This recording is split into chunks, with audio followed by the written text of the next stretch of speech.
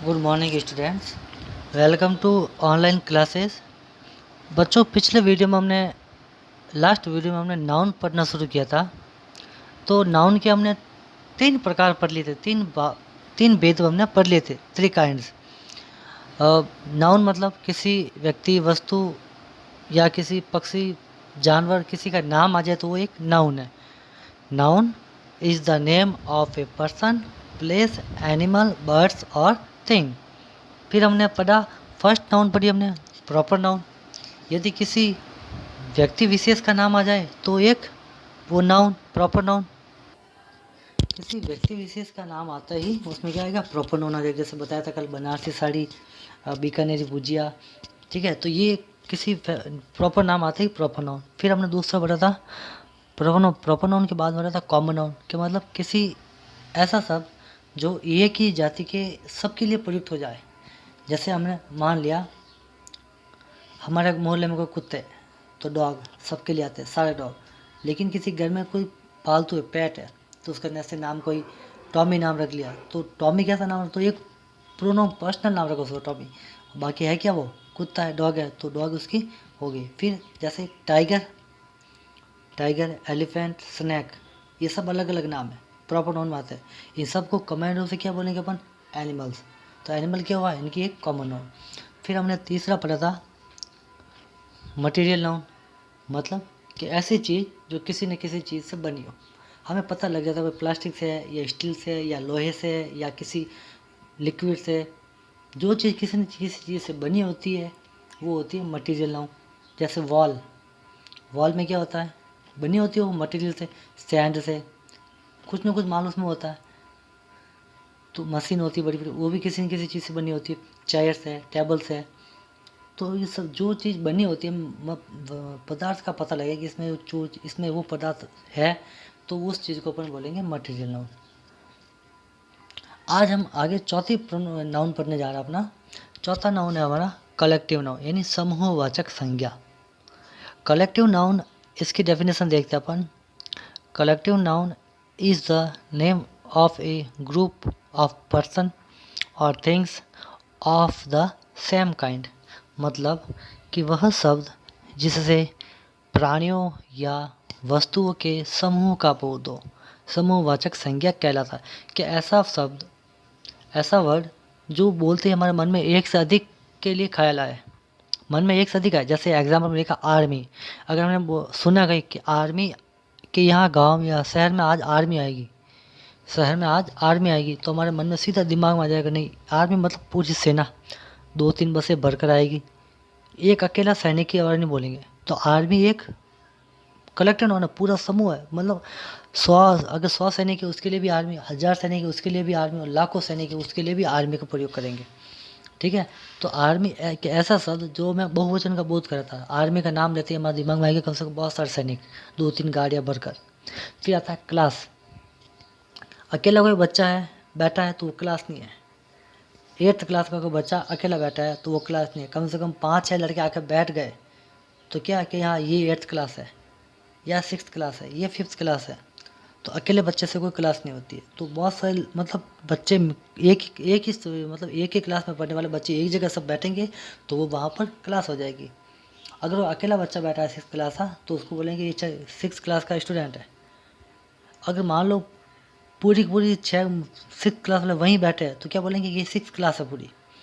तो क्लास एक मतलब ये कलेक्टिव नाउन है। फिर आता है बुक कॉमन नाउन में भी आती है। जैसे इंग्लिश की बुक प्रॉपर नाउन और only for book common noun.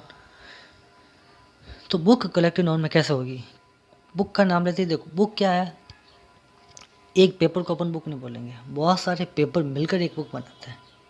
सोचने वाली बात है, बहुत सारी चीज़ें, मतलब बहुत से पेपर मतलब एक साथ जुड़कर एक बुक बनाता है। अकेला पेपर पढ़ा उसको अपन बुक नहीं बोलेंगे, बहुत सारी इतने को सब एक बुक को साथ इकट्ठा किया तभी उसको अपन बुक बोलेंगे। फिर आता है होम यानी घर। तो अकेला किसी रूम को घर नहीं बोलेंगे, किसी हॉल को घर नहीं बोलेंगे। होम घर में क्या होता है, एक बेडरूम, किचन, बरामदा, आगे वाला portion, guest room, store room, बहुत सारे मतलब ये सब मिलकर एक घर बनाता है। अकेले किसी, जैसे कोई ज़मीन का टुकड़ा पड़ा उसको अपन घर नहीं बोलेंगे, या 2 रूम बने उसको अपन घर नहीं बोलेंगे, पूरा होना चाहिए घर। ठीक है, तो घर भी बहुत सारी चीज़ों से मिलकर बना होता है। फिर लास्ट में हमने देखा स्कूल। स्कूल में भी बहुत सारे रूम होते हैं। स्कूल स्कूल में भी देखो, 1-2 रूम को अपन स्कूल नहीं बोलेंगे। स्कूल में लाइब्रेरी होती है, ऑफिस होता है, प्रेयर हॉल होता है, बहुत सारी चीज़ें मिलकर स्कूल बनाता है। अकेले किसी चीज़ को अपन स्कूल नहीं बोलेंगे। ठीक है, तो ये मतलब कलेक्टिव नाउन मतलब होता है कि ऐसा वर्ड जो हमारे दिमाग में बहुवचन मतलब प्लूरल वाला फील कर रहा है कि हाँ भाई, बहुत सारे लोग, बहुत सारी चीज़ें मिलकर एक चीज़ बनाती है। सेना, बहुत से सैनिक मिलकर सेना को बनाते हैं। क्लास, बहुत से बच्चे मिलकर क्लास को बनाते हैं। बुक, बहुत सारे पेपर मिलकर बुक को बनाते हैं। होम, बहुत सारे पार्ट्स मिलकर होम बनाते हैं पूरा। स्कूल में बहुत सारे पार्ट्स मिलकर स्कूल बनाते हैं। ठीक है, तो बहुत सारे जैसे अपना बॉडी है, शरीर, तो अकेले किसी अगर हाथ पड़ा तो उसको बॉडी नहीं बोलेंगे। अगर किसी का पैर पड़ा तो उसको बॉडी नहीं बोलेंगे, बॉडी पार्ट्स बोलेंगे। बॉडी कैसे बनेगी? जब हाथ, सिर, पैर सब एक साथ जुड़ेंगे उसको बोलेंगे अपन बॉडी। तो बॉडी भी देखा जाए तो ये कलेक्टिव नाउन में आता है। ठीक है, आगे हमारा 5वां है अब्स्ट्रैक्ट नाउन, यानी भाववाचक संज्ञा। भाव मतलब फीलिंग। ठीक है, मतलब जिसको अपन छू नहीं सकते, टच नहीं कर सकते, उसको सिर्फ महसूस कर सकते हैं। इसमें लिखा है कि an abstract noun is the name of quality और स्टेट। क्वालिटी यानी गुण, योग्यता, और स्टेट मतलब होता है दशा, स्थिति। ठीक है, कि वह शब्द जिससे किसी गुण या दशा का बोध होता हो उसे भाववाचक संज्ञा कहते हैं। स्टेट यानी दशा या स्थिति, कि वह कमज़ोर है, वह ताकतवर है, तो ये उसकी दशा है। वह बीमार है, वह स्वस्थ है, ये उसकी दशा है। फिर गुण, वह ईमानदार है, वह बहादुर है, वह सुंदर है, तो ये उसके गुण है। एग्जाम्पल लिखा नीचे। क्वालिटी में क्या क्या वर्ड आता है? जैसे ऑनेस्टी यानी ईमानदारी, तो ये उसका गुण है। ब्रेवरी, बहादुर, ये भी उसका गुण है। ब्यूटी, सुंदरता, ये भी उसका गुण है। तो और भी बहुत सी चीज़ें हो, तो ये मतलब अगर किसी का गुण हमें दिखे कि ऐसा शब्द जिससे किसी गुण या दशा का बोध होता हो, वो होता है एब्स्ट्रैक्ट नाउन के अंतर्गत आता है। फिर स्टेट, दशा में क्या था? वीकनेस, कमजोरी, ये दशा है। स्ट्रेंथ, हिम्मत, ताकत, ये भी दशा है। ट्रूथ, सच्चाई, ये भी दशा है। ठीक है, तो आज हमने पढ़ा कलेक्टिव और एब्स्ट्रैक्ट नाउन। तो वापस एक बार रिपीट करते हैं पूरा। नाउन किसी व्यक्ति, वस्तु, स्थान के नाम को नाउन कहते हैं। एग्जाम्पल जैसे कि ए वर्ड,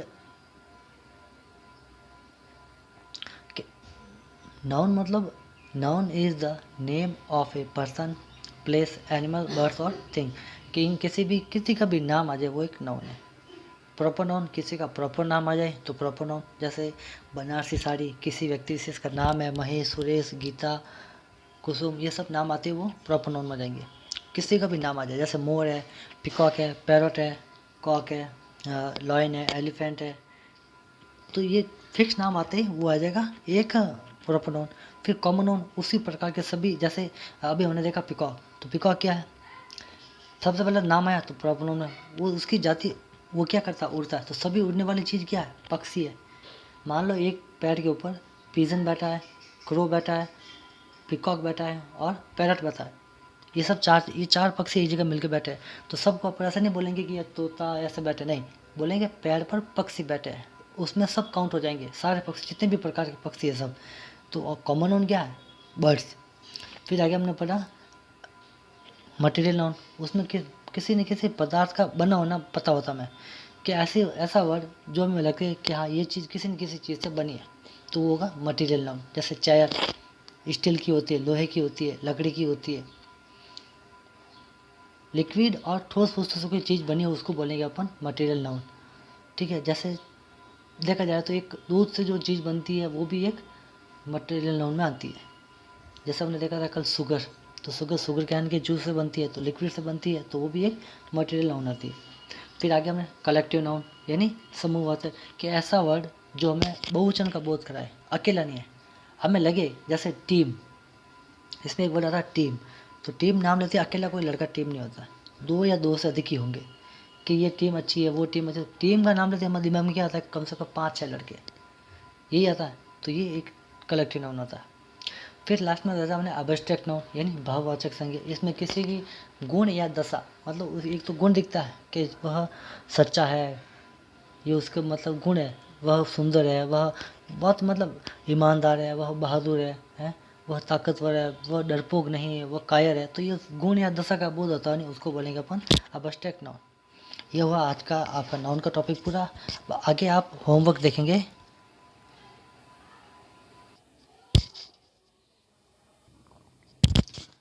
तो आज का आपका होमवर्क है, फर्स्ट क्वेश्चन है व्हाट इज़ कलेक्टिव नाउन, मतलब कि समूहवाचक संज्ञा क्या है। इसमें आपको कलेक्टिव नाउन की डेफिनेशन लिखनी है इंग्लिश में। फिर व्हाट इज़ अब्स्ट्रैक्ट नाउन, कि ये अब्स्ट्रैक्ट नाउन क्या है, इसमें आपको अब्स्ट्रैक्ट नाउन की परिभाषा लिखनी है इंग्लिश में। फिर आगे थर्ड क्वेश्चन है कि pick out the nouns collective and abstract. ये कुछ नाउन्स दे रखी है वर्ड्स, इनको आपको एक कॉलम बनाना है, एक तरफ तो एक साइड में लिखना है कलेक्टिव नाउन और एक साइड में लिखना है अब्स्ट्रैक्ट नाउन। दो कॉलम बनाने हैं और जो शब्द अब्स्ट्रैक्ट नाउन है उसको अब्स्ट्रैक्ट नाउन के नीचे, और जो कलेक्टिव नाउन है वो कलेक्टिव नाउन के नीचे। ठीक है, इन दोनों में से आपको ढूंढ के लिखना है। ओके।